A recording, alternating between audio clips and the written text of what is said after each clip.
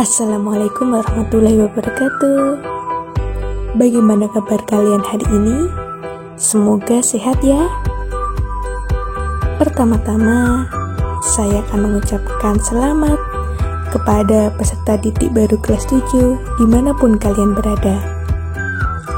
Nah, di bangku MTS ini banyak sekali hal-hal yang menarik yang dapat kalian pelajari, termasuk dalam pelajaran IPA.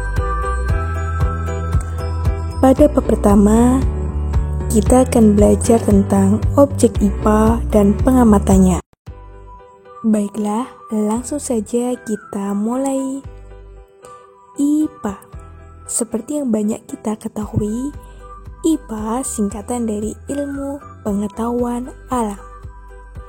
Jadi, IPA merupakan ilmu yang mempelajari segala sesuatu yang ada di alam sekitar kita.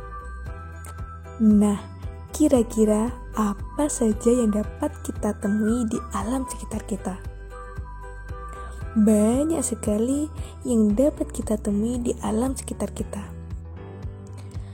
Ada makhluk hidup seperti manusia, hewan, tumbuhan, dan bahkan makhluk hidup yang sangat kecil seperti bakteri dan virus.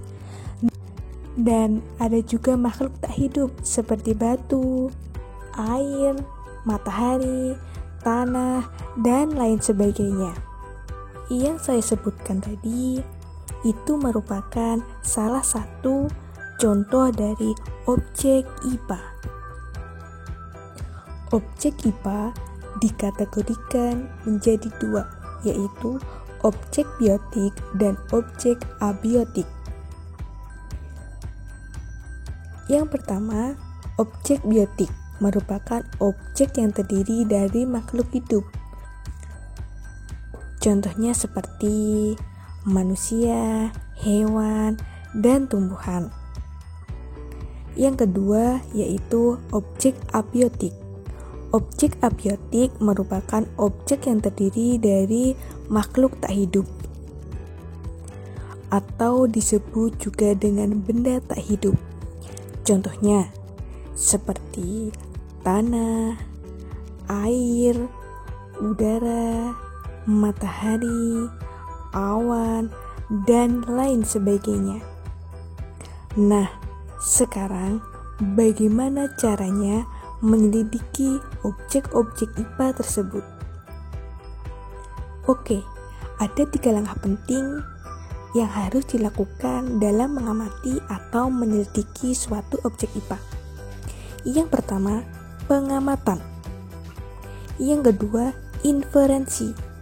Dan yang ketiga, komunikasi.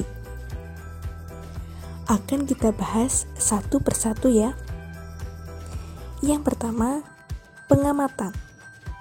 Langkah ini merupakan proses mengamati suatu objek menggunakan panca indera atau alat peraga. Contohnya, ketika kita sedang mengamati sapi menggunakan mata kita atau alat indera kita.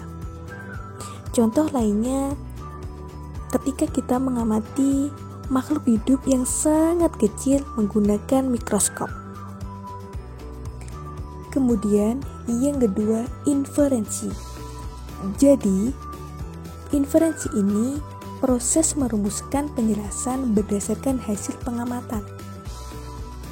Contohnya, dari hasil pengamatan sapi tadi, kita dapat membuat inferensi, yaitu dengan membuat ciri-ciri sapi. Misalnya, sapi berkaki 4, sapi berwarna coklat, sapi memakan rumput, dan lain sebagainya.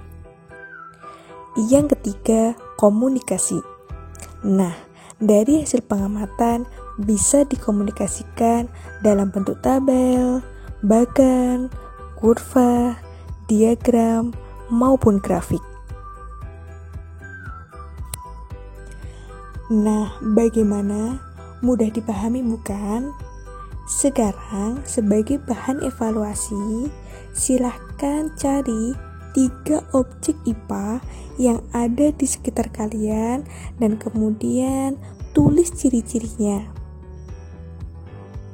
Demikian video pembelajaran hari ini. Semoga bermanfaat. Wassalamualaikum warahmatullahi wabarakatuh.